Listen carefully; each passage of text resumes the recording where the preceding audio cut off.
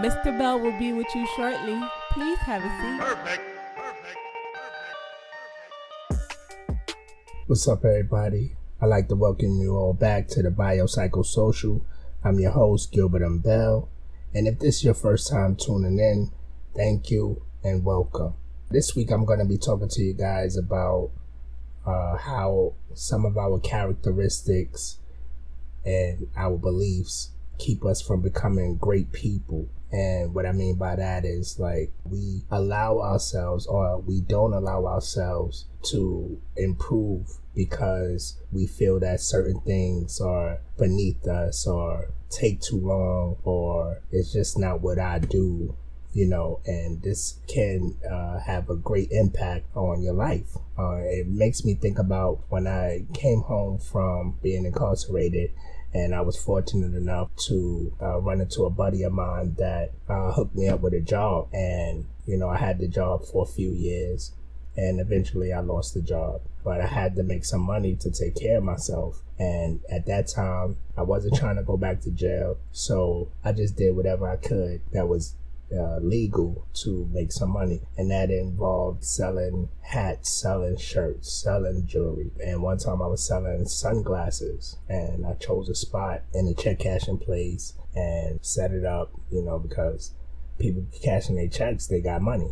So set it up in the check cashing place, and you know, I'm doing okay, not doing numbers, but enough. And I don't know how, but my friends at the time, two of my friends at the time, found out, and they came up to the check cashing place, and I tell you, they just started clowning me because here's this guy who we know from the block that get money, and now he's in the check cashing place selling sunglasses. And, you know, at the time, you know, I held my head high and I continued, and, you know, I finished out the day. But then I never went back. And that really, you know, made me think like that. I let these individuals really influence me to stop grinding because of the type of grind. And this is something that a lot of us do, where if our peers don't approve of it, it's discouraging and we will not continue, and we will limit ourselves, and we will miss opportunities because we follow the opinions and the perspectives of others.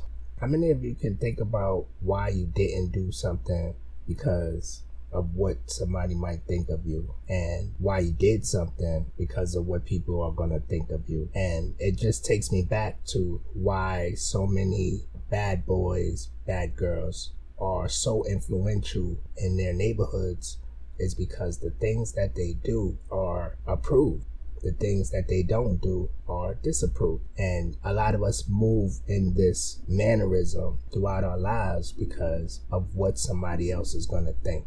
What you want to start to think about is, how do you want to be seen? Do you want to be seen in the image of somebody else, or do you want to be seen in your own image? How do you want to be seen to your friends, your family, your community, your country, your world? You know, how do you want to be remembered? How do you want people to describe you when they speak of you? And those come from the choices that you make, from the habits that you practice. Don't get me wrong, this was hard in my process, you know, learning that the things that I do are for me and no one else. And a lot of people can't wrap their minds around that. This ain't for nobody else, this is just for you. One thing that I want you to try to remember is that when you change your behavior, it automatically changes the people and the environment around you. It's a ripple effect. So your behaviors can impact, first of all, yourself, then your family, friends, community, church, school, law. So all of these things are touched by your behavior. So what you want to do first, get some self-reflection, start looking at yourself, your good and your bad behaviors. And then second, put a great support system around you. And that can consist of however many are there, however many people are around you. You could put as many as you want, but as long as they constantly motivate you and move you in the right direction. So going back to self-reflection, you can talk yourself into a great situation. You can also talk yourself out of a great situation. You could talk yourself out of a bad situation, and you could talk yourself into a bad situation. I can remember when I was younger and you would be walking down the street and you catch eyes with somebody, you lock eyes with somebody, and they would be like, yo, what the fuck you looking at? And, you know, whether you was looking at them or not, that was the common thing. What are you looking at? And you had to respond to it. You know, it was either with aggression or, you know, some passiveness. And as I went through my process, I had to learn that don't be for me a lot of times. You know, they're putting up their defense mechanisms and they're playing a role. And I remember having to get into the habit of ignoring it, shaking my head, laughing, or, you know, something that would de-escalate the situation. But then as I go throughout my days, and it may be 5, 10 minutes later, 20 minutes later, a day later, I'll be talking to myself in my head like, yo, that dude he just challenged you and you ain't do nothing. Sitting there, you know, getting hyped and steamed, and I'm telling myself that you were supposed to respond, and the next time this happens, you better respond. But then I remember those times where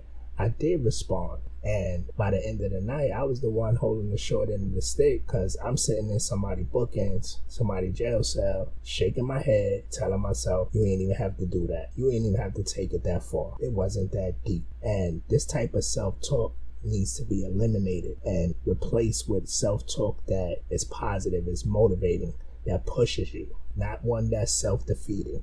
And I talk about this because this was one of the hardest processes, or one of the most difficult parts of the process, and having to overcome that took a lot of consistency, a lot of dedication, and the use of my support system. I think about individuals who I hear on a daily basis or have spoken to over the years who constantly make excuses about why they can't change or why they can't do better. And I say it's excuses because that's all it is. And our challenges produce these excuses. Individual would tell me, oh, I'm hustling to take care of my family. And then I would look at that and say, okay, you hustling to take care of your family, understandable. But I got a question for you. If you are hustling to take care of your family, that means you are the primary income source. So hustling comes along with consequences that separate you from your family. If you were to be subject to one of those consequences, such as incarceration, for however long, where will your family get their income? So it's kind of a contradictory behavior. You know, you're hustling to take care of your family, but if you were to get locked up, then you can't provide for your family, and your family's still at risk for whatever you're trying to protect them from. Then you have individuals who say they're looking for a job, but nobody's hiring, or I'm a felon, ain't nobody hiring felons. And I say, okay. And then I look at that. I say, first, I'm a felon. I have a career. I make some good money. Second, I say, okay, how much time have you dedicated into looking for a job? What resources have you obtained to find a job? Are you just asking 1 or 2 people here and there? Are you sending out your resume or posting your resume on these job finder sites? Are you sending out your resume, asking people, knocking on doors, creating your own job? Like, how dedicated are you to finding a job? Because you can't tell me that there is no jobs available. Now, I know we're in a pandemic, a lot of people lost their jobs, but we are living in a hell of a time where you can create a job out of anything. And I want to give 2 examples.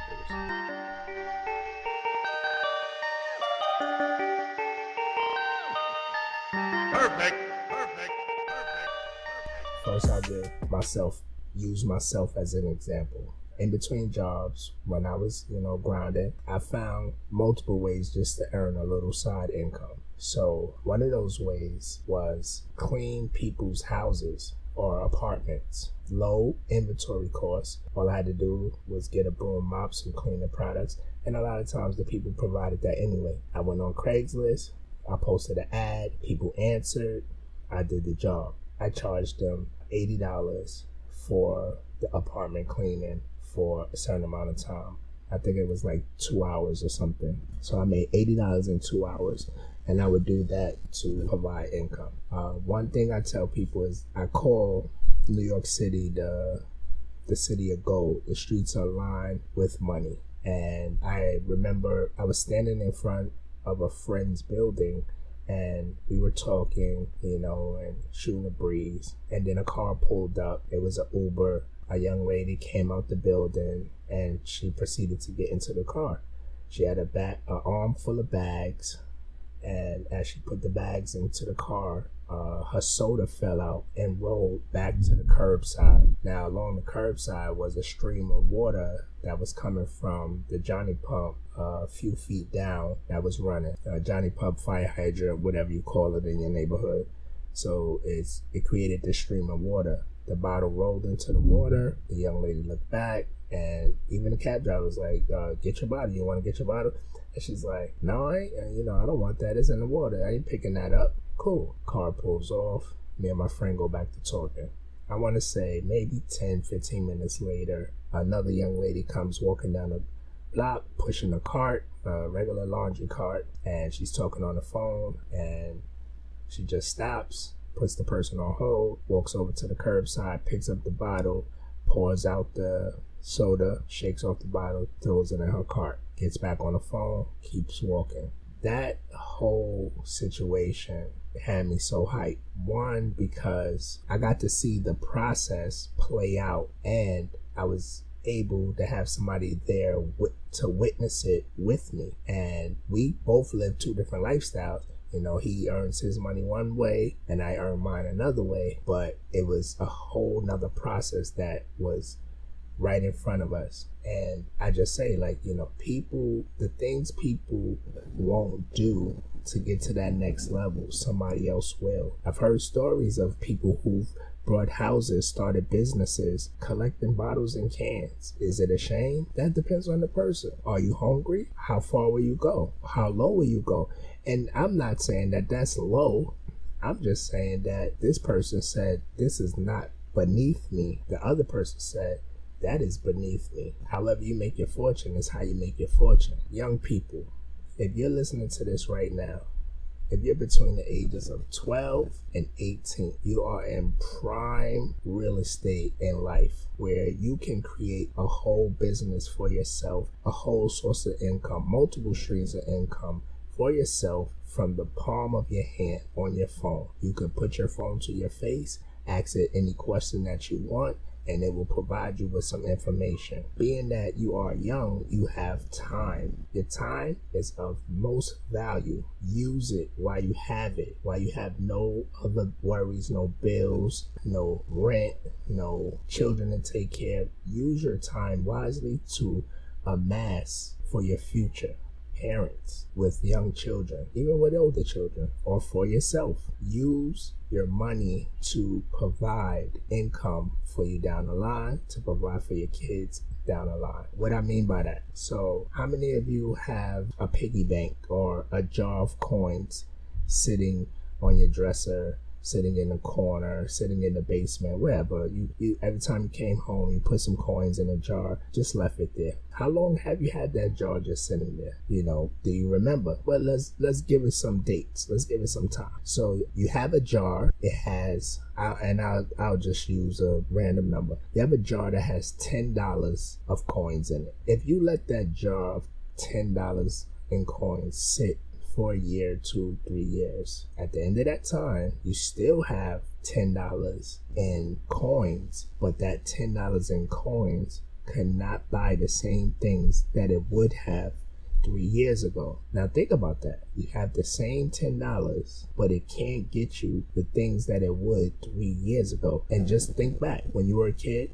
how much candy, junk food you could buy with $1. I remember chips, cookies, candy, juice, sunflower seeds, all that with $1. I came out the store with a bag full with $1. How much junk food or candy or treats could you buy for your child now with $1, right? It's called inflation. So inflation rises 2 to 3% every year. So we have to think about this with our money, our nickels and dimes. Now, if you take that same $10 and you put it into an investment, let's say like you use an app like Robinhood, right? And you put $10 away. Just that one $10. You buy a $10 stock. Let's say the stock pays you 20 cents every 3 months. So you put it into a dividend stock, one stock, and hopefully you would want to buy more, but you buy one stock that costs $10 that pays you 20 cents every 3 months. How much do you have at the end of the year? $10.80. Correct. Now the stock, they have its risks. They go up and down.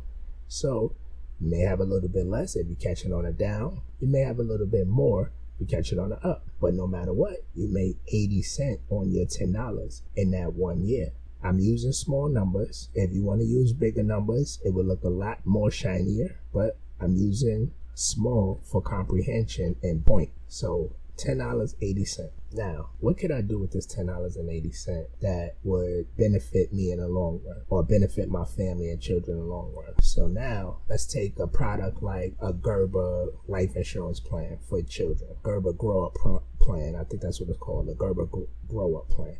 I don't have any endorsements with Gerber. I just see the value in this. So a $10 stock that pays me 20 cents, that's $10.80. And the smallest life insurance plan you could get for your child, I think with Gerber is like $5,000 or $3,000. I think it's $5,000. So $5,000 life insurance that doubles when they turn 18, right? And they could borrow from it. So $10,000 they get at 18 if you start anywhere before their 14th birthday. So now I bought some stock that paid me 20 cents every 3 months. The monthly payment on that life insurance plan is about $3 and change. So let's just round it off to $4. How much stock would I have to buy where I earn $4 every month to help me pay this life insurance? So now let me just rewind the tape. With dividend stocks, you have different ones. Some pay you monthly, some pay you quarterly, some pay you semi-annually, and some pay you annually. So that means that some pay every month, some pay every 3 months, some every 6 months, and some every year. So now if I find one that pays me monthly, and let's say it's anywhere $10 and below that pays me monthly, how many would I have to buy that can cover this $4? So that means if I bought a $10 stock that pays me monthly 20 cents, and I'm switching it up, it pays me monthly 20 cents, then I would need $400 investment, $400 initial investment, and this would bring me 40 $10 stocks, and $8 dividend every month. So that's way more than what we need to cover this minimum life insurance. So I have $8 that I could take 4 of it and put towards my child's life insurance. That's only $5,000. That's going to be $10,000 when they turn 18. But I'm not doing anything because my $400 is just sitting in this stock account. I'm not touching it. I just collect the dividends so I could pay this life insurance that's gonna put my kid in a better space when they turn 18.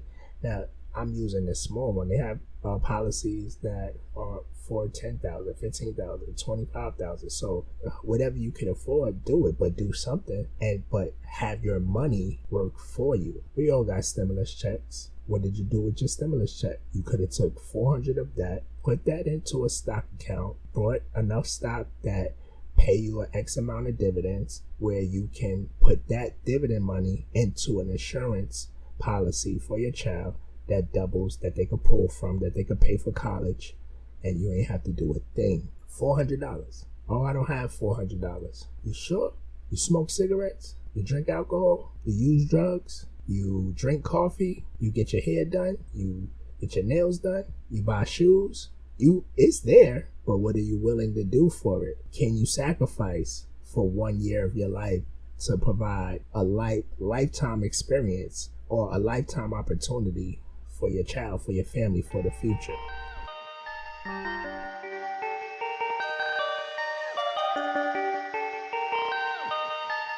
Perfect. I can hear you now. Listen, Gilbert, I don't know anything about stocks. I don't know anything about investing. I know I just like to buy what I need, and that's it. I hear you. I got some advice. YouTube. Tons of videos about stocks and investments. And the great thing about investing today is that it's not as hard as it was a few years ago. I remember getting my first brokerage account and taking my shot at stocks. I ain't have a lot of money. I just put what I had, and I said, if it go, it go. If it don't, then damn, and I trust and believe. I lost money in the stocks, but I took a chance and I learned and I figured it out. Am I a stock broker that could go on Wall Street and do numbers? No, I'm not there yet. I just learned what I needed for myself. And I remember when you had to pay to make trades. And to me, this was counterproductive, because if I pay $10 for a stock, but I got to pay anywhere from $4 to $7 to trade it, how am I going to come up off of that? I'm not trading billions. I'm not trading millions. I don't have this big stock portfolio. I'm just trying to get my foot in the game and do something. So lo and behold, my prayers were answered, because they have apps like Robinhood, they have apps like Acorns, they have apps like Stash. They have all these different investment apps that allow you to do trading for free. All you have to do is connect your bank account to brokerage account, and there you have it. Put in however much money you have. If you want to invest a certain amount of money each month, then you do that. But like an app like Acorns, they will take that same money that you were putting into your change jar, that you would come home into your pocket, put in a change jar. They would take the change that you spend when you use your debit or credit card and put that into an investment account. Also, you can automatically invest a certain amount of money each month. You could invest a certain amount of money whenever you feel like it. That's the beauty of a platform like Acorns. Robinhood changed the game. All these big brokerage firms now are doing free trading, because Robinhood allow people to invest their money without all the trading fees and, do numbers, get money, and become successful. So don't think about what you can't do. Figure out how can you do it. There's so many things that we could say we can't do, right? That's reality. Like, I can't sing, but you can't tell me I can't sing, because I sound good when I'm in the shower. I sound good when I'm singing to myself. I sound good when I'm happy. I sound good when I'm sad. Like, to me, I could sing. I like hearing my voice, but is it enough to sell records? I don't think so. I know that's something I can't do. That's a reality. Become successful. You can't tell me you can't become successful. There are kids out there, 14-year-old kids, 13, 12, 11, creating enough income to take care of their parents. There are people who are 50, 60, creating enough income at that age. Like, they didn't have it before then, but they finally hit their mark, 50, 60, 70, and living the rest of their life how they want to live it. So you can do it too. You can't tell me that you can't. What are you willing to do to get to that point? What kind of characteristics are you willing to change? What kind of behaviors are you willing to change? What kind of attitude are you willing to take on to become the person that you really want to be? You're not too old. You're not too young. You're not differently able, because you have individuals who have no limbs, who have no feet, winning races. You have individuals who have half of their body winning wrestling matches. You can do whatever you want to do when you put your mind to it. You gather up your resources and you put it into action. The only way you're going to get somewhere is if you take action. You have to do something. You can't just talk about it. People have dreams. They talk about their dreams all the time, but they never take action to put it into fruition. Once again, I can take ownership. I've been talking about starting a YouTube channel for years, and I sat on that idea and I spoke enthusiastically about it, and never came into fruition. I would post a video here, post a video there, but never consistently. So now I have to put myself in a mind frame that you will consistently do this to build, grow, and it will be what you put into it. Whatever you put into something is what you're going to get out of it. If I put a video up once, twice a year, what kind of results am I looking for? If I put a video up every day, every week, every month, different results, what am I looking for? What are you looking for? I want to leave you guys with this. Anything is possible if you apply yourself, stay consistent, and take action. You've been listening to the Biopsychosocial. I'm your host, Gilbert Bell, and I'll see you guys next week. Peace.